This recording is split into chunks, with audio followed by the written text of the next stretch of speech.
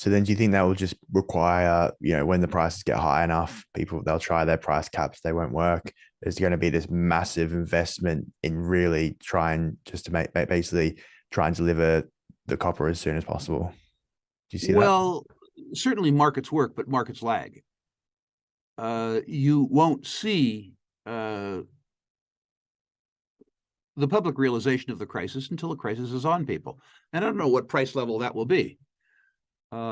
It's pretty obvious to me that the big copper deposits in the world, with a couple exceptions, sort of look like me, well past their prime, 70 years of age. Look at Bingham Canyon, the biggest mine in the United States. I think it's 160 years old.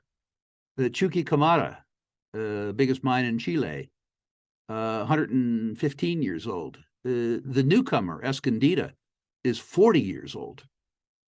Humankind is living on deposits that are well past their prime. And with the exception of things like Kamoa-Kakula, Ivanhoe's wonderful discovery and development in Congo, the world is woefully short of new deposits and new discoveries that will be required to replace these aging monsters. It is estimated by the U.S. Geological Survey that one Bingham Canyon a year needs to be discovered for the next 10 years.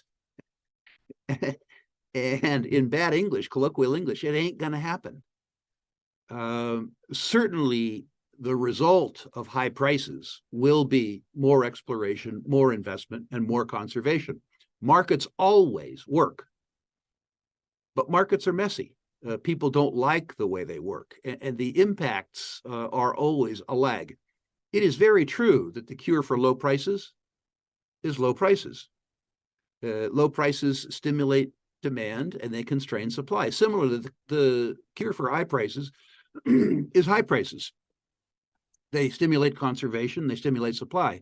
But it takes years in a capital-intensive cyclical industry for the market to work on either the supply side or the demand side.